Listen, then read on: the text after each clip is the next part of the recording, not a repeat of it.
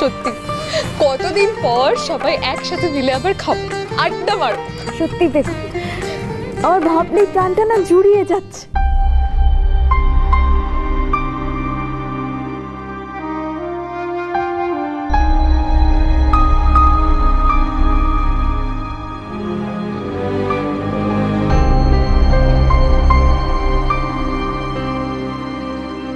সব ঢং করছে। বড় মা এবার অন্তত কিছু বলো, নাকি বেগম আবার তোমাকেও হাত করে নিল? বড় এখনই আবার রাগারাগি শুরু করিস না। ওকে বকাবকি করার আগে ও কি বলতে চায় সেটা মন দিয়ে শোন।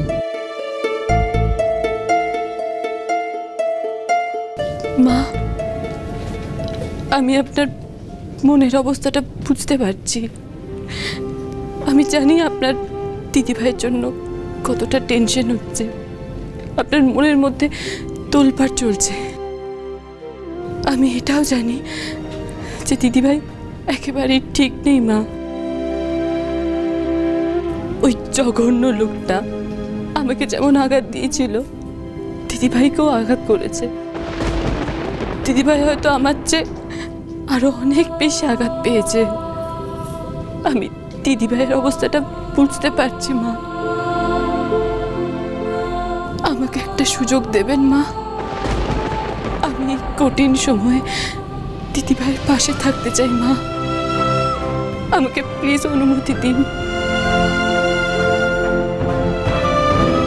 এই না দাঁড়া, শাশুড়ি বৌমার ব্যাপার, ওদেরকেই মিটিয়ে নিতে দে। তুই আর এর মধ্যে মাথা গলাবি না, চুপটি করে দাঁড়া। দিদিভাইয়ের মুখে হাসি ফিরিয়ে আনার জন্য এবারই প্রত্যেকটা মানুষ চেষ্টা করছে। আমি সেই চেষ্টায় সামিল হতে চাই মা। আমাকে অনুমতি দিন, একটা সুযোগ দিন মা, প্লিজ। ছোট নাত বউয়ের কথাটা তোমার কিন্তু ভেবে দেখা উচিত বড় বৌমা। দেখো, আমি তো সবসময় তোমার পাশে ছিলাম, তোমার পক্ষে ছিলাম, তাই বলছি এটা কিন্তু তোমার সংসারের জন্য মঙ্গলই হবে যদি নাত বউ আর শ্রী দিদি ভাইয়ের মধ্যে একটা মিলমিশ হয়ে যায়, ভাব ভালোবাসা হয়ে যায়। শ্রী দিদি ভাই, লাবু মামা, আরে দেখো তো এ যাও কোন হানে কি দেখো দেখি কি মুশকিল। আরে লাবু মামা থামো না। আরে কথা কও না কি লিগা, কি মুশকিল কও দেখি। আরে দিদি ভাই যাক, তোমরা সবাই এখানেই আছো। আমার তোমাদের সঙ্গে এমনিতেও একটা কথা।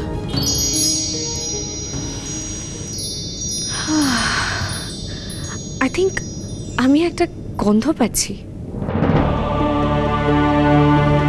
ওকে, পাস্তা, মাই ফেভারিট।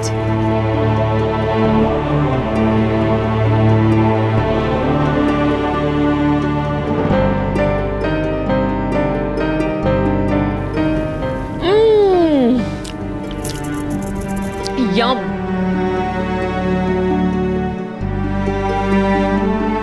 আমার ফেভারিট পাস্তা বানিয়েছো তোমরা, সেটা আমাকে আগে বলবে তো? এনিওয়ে, জাস্ট ফাটাফাটি হয়েছে।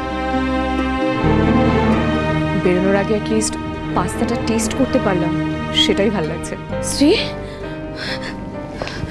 শ্রী, এসব কি? তুই ব্যাগপত্র নিয়ে কোথায় যাচ্ছিস? না না, আমি তোকে কোথাও যেতে দেবো না। মম, বড্ড বেশি হাইপার হয়ে যেত। উফ, ট্রাস্ট মি, আমি কোনো ইনসেন্ট ডিসিশন নিচ্ছি না। আচ্ছা ঠিক আছে, বুঝলাম ইনসেন্ট ডিসিশন নয়, কিন্তু এই যে ব্যাগপত্র গুছলি সেটা হঠাৎ করে কেন, কিসের জন্য? বেশি মনে, কারণ বিষয়টাই হয়ে গেল হঠাৎ করে। বর্দি ভাই, অ্যাটলিস্ট এইটুকু তো বল, তুই কোথায় যাচ্ছিস? কি হয়েছে তোর? অ্যাকচুয়ালি ব্যাঙ্গালোর থেকে, মানে আমার অফিস থেকে কল করেছিল। ওরা চাইছে অ্যাজ সুন অ্যাজ পসিবল আমি জয়েন করি আর কি, আর কিছু না।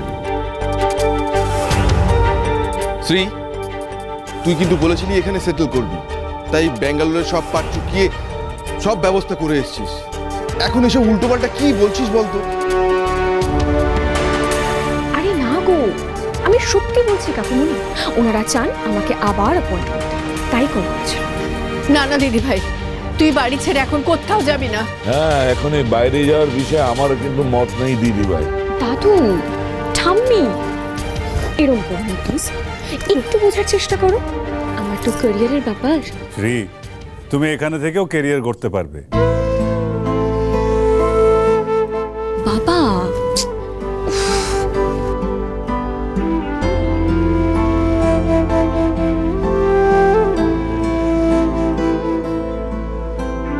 আবির, তুমি দিদিভাইকে কিছু বলো না। দিদিভাই কোথায় যাচ্ছে, কেন যাচ্ছে, সেগুলো তো জানা দরকার।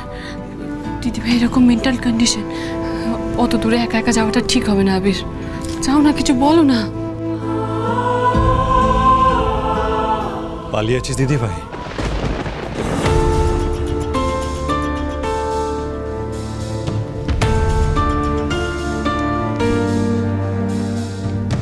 তোরা বড্ড বেশি রিয়াক্ট করছিস না, এবার কিন্তু ওভার রিয়াক্ট করছিস। হ্যাঁ, বাই দ্য ওয়ে, যাওয়ার আগে তোর সঙ্গে আমার কিছু কথা ছিল আবির। দেখ, সম্পর্কে আমি তোর দিদিভাই হই ঠিকই, কিন্তু তোকে অনেক ভালো মন্দ কথা বলেছি, যা পেরেছি তাই বলেছি, অনেক ছেলে মানুষই করেছে। ভাই, মনে রাখিস না কিছু প্লিজ।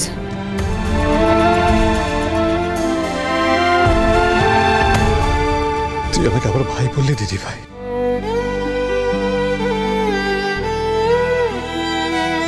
আমি তোর কোনো কথা শুনবো না, তুই এখানেই থাকবি, and that's final. আমি তোকে এই বাড়ি ছেড়ে কোথাও যেতে দেব না। এরকম ছেলে মানুষই করিস না আবির, বাবা বোঝাও না ওকে। ছোট থেকে সবকিছু নিজের ইচ্ছে থেকে করেছিস, আজকে অন্তত আমাদের কথাটা একবার শোন। বেশি কিছু তো চাইছি না আমরা, শুধু চাইছি আর কটা দিন আমাদের সবার সাথে থেকে যা। তুই এটুকু পারবি না দিতে? বাবা, আপনি ওকে বোঝান না, তোরা ওকে বোঝা না, ব্যাঙ্গালোরে যাতে না যায়। কি গো, কিছু বলো। স্ত্রীকে আমি কিছুতেই এখন চোখের আড়াল করতে পারবো না। দিদিভাই হয়তো একা হয়ে যেতে চাইছে, যেমন আমিও চেয়েছিলাম। মানুষজন, তাদের ভালোবাসা কিছুই চাইতাম না একসময়, সব কিছু অসহ্য লাগতো। দিদিভাই হয়তো সেই কারণেই যাচ্ছে, বলতে পারছে না।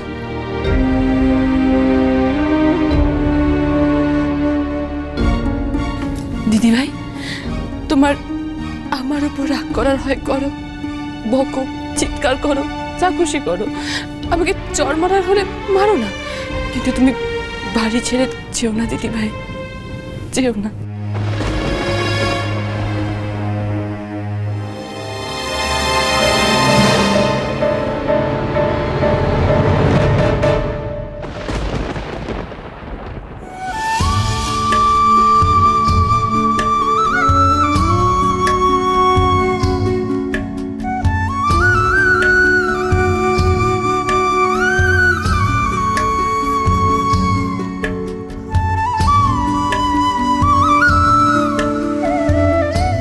না বেগম, তোমাকে আমি আর কষ্ট দেব না।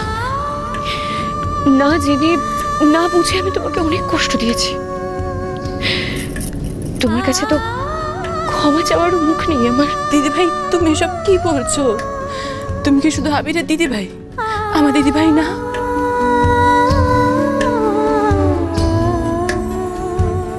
আমাকে ভালোবাসলে আমাকে কষ্ট দেওয়ার অধিকারও তোমার রয়েছে।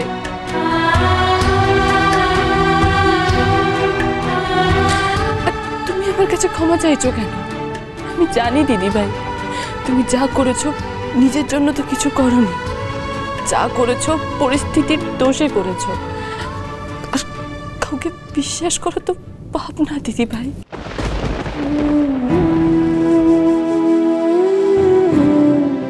বিশ্বাস পাপ কি দোষ আমি জানি না, কিন্তু আমি যেটা করেছি সেটা মোটেও ভালো কাজ করিনি আমি বেগম, কখনো না। আমার চলে যাওয়াটাই ভালো। না দিদিভাই, তুমি কোথায় যাচ্ছ?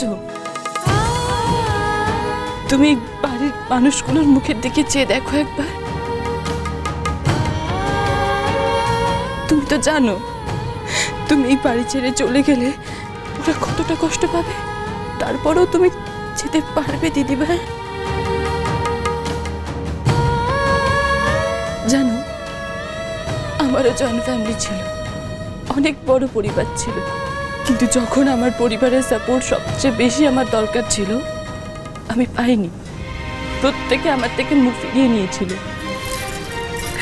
আমি সবচেয়ে বেশি কষ্ট, সবচেয়ে বেশি আঘাত নিজের পরিবারের কাছ থেকে পেয়েছি। সেই ক্ষোভ জমতে জমতে আমি ঠিকই করে নিয়েছিলাম, আর যেখানেই থাকি জয়েন্ট ফ্যামিলিতে কোনোদিন থাকবো না।